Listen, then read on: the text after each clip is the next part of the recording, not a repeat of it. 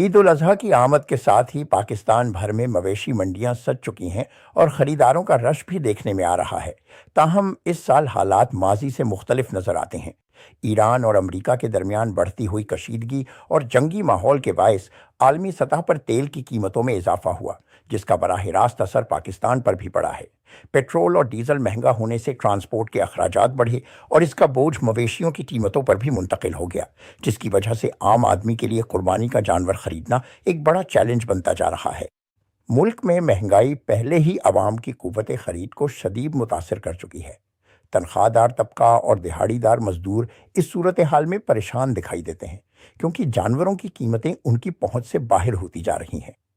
مویشی منڈیوں میں بعض بیوپاری جانوروں کی خوبصورتی، رنگ یا جسامت کو جواز بنا کر من مانے نرخ طلب کر رہے ہیں، جس سے خریداروں میں بے چینی پائی جاتی ہے۔ عوامی حلقوں کا کہنا ہے کہ قربانی ایک مذہبی فریضہ اور سنت ابراہیمی ہے، اسے صرف امیر طبقے تک محدود نہیں ہونا چاہیے۔